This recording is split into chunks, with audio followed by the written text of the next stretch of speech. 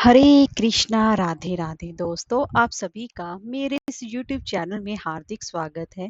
एकादशी का व्रत भगवान श्री विष्णु जी को समर्पित है। साल भर में कुल 24 एकादशी आती हैं और महीने में दो एकादशी आती हैं, एक कृष्ण पक्ष में और दूसरी शुक्ल पक्ष में। ज्येष्ठ मास की कृष्ण पक्ष में पड़ने वाली एकादशी को अपरा एकादशी और साथ ही अचला एकादशी के नाम से जाना जाता है। और इस एकादशी पर भगवान विष्णु जी के त्रिविक्रम स्वरूप की पूजा उपासना की जाती है, जिसे कि वामन अवतार के नाम से जाना जाता है। इस एकादशी का सबसे ज्यादा खास महत्व है क्योंकि ये ज्येष्ठ मास की गर्मी के बीच आती है, जिसकी वजह से इस एकादशी पर जो भी व्रत पूजा पाठ किया जाता है उसमें अपार गुना अनंत गुना फल की प्राप्ति होती है। शास्त्रों में कहा गया है कि 3 पुष्करों में स्नान करने से या कार्तिक माह में स्नान करने से अथवा गंगा जी के तट पर पितरों को पिंडदान करने से जो फल की प्राप्ति होती है, वही फल अपरा एकादशी का व्रत करने से होती है।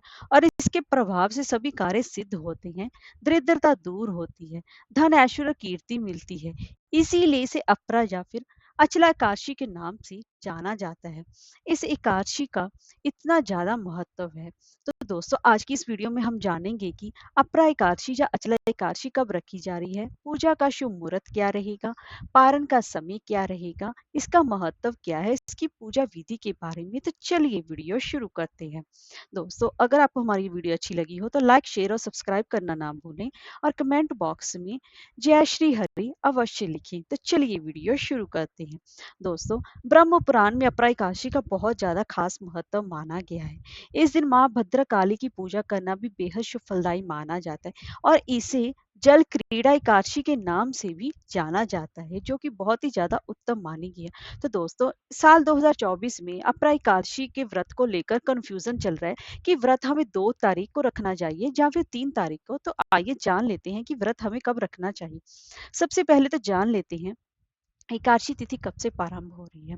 ज्येष्ठ मास के कृष्ण पक्ष की एकादशी तिथि 2 जून 2024 को सुबह 5:04 से प्रारंभ हो रही है और एकादशी तिथि का समापन 3 जून को दोपहर 2:41 मिनट तक रहेगा।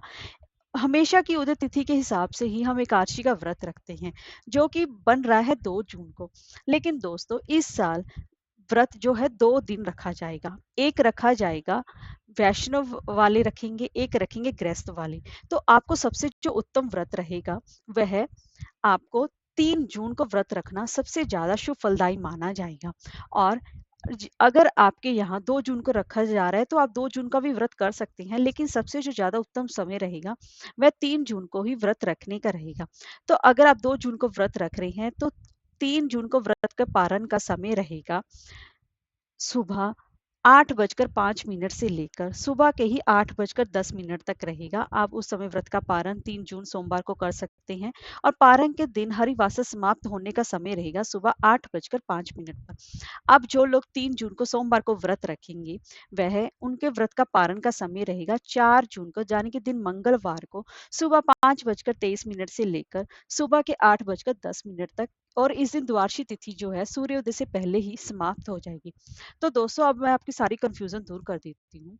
और ये जो व्रत है, ये 3 जून को ही रखना सबसे ज्यादा उत्तम माना जाएगा, क्योंकि द्वादशी युक्त एकादशी का जो व्रत किया जाता है, जो कि 3 जून सोमवार को रखा जाएगा, वह 1000 एकादशियों के व्रत के बराबर उसके पुण्य फल की प्राप्ति होती है। अगर आप 2 जून को व्रत रखते हैं तो सिर्फ आपको एक एकादशी के व्रत के पुण्य फल की प्राप्ति होगी। अगर आप 3 जून को व्रत रखते हैं तो आपको 1000 एकादशियों के व्रत के फल के बराबर पुण्य की प्राप्ति होगी।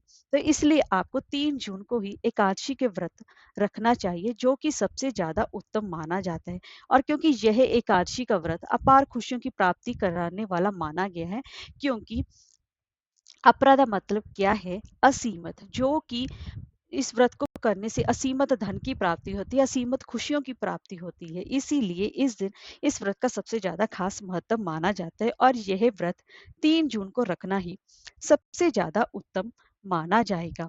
तो दोस्तों, अब हम जान लेते हैं कि इस दिन इसकी पूजा विधि क्या रहेगी। क्योंकि इस पूजा विधि के लिए, क्योंकि एकादशी का जो व्रत है वो सबसे कठिन व्रतों में से एक माना जाता है। अगर आप 2 तारीख को व्रत रख रहे हैं, अगर आपके यहाँ 2 तारीख को व्रत रख रहे हैं, तो आप 2 तारीख को भी रख सकते हैं। तो उस दिन भगवान विष्णु जी की पूजा का समय रहेगा सुबह 5:23 से लेकर दोपहर के 12:12 तक अत्यंत मुहूर्त रहेगा, आप उस समय पूजा कर सकते हैं। अगर आप 3 जून को व्रत कर रहे हैं, तो आप सूर्योदय के बाद कभी भी अपराकाशीय भगवान विष्णु जी की पूजा उपासना कर सकते हैं। इसमें आपको कोई भी दोष नहीं लगेगा, बल्कि 3 जून को व्रत रखना सबसे ज़्यादा उत्तम माना जाएगा। अब हम पूजा विधि के बारे में जान लेते हैं।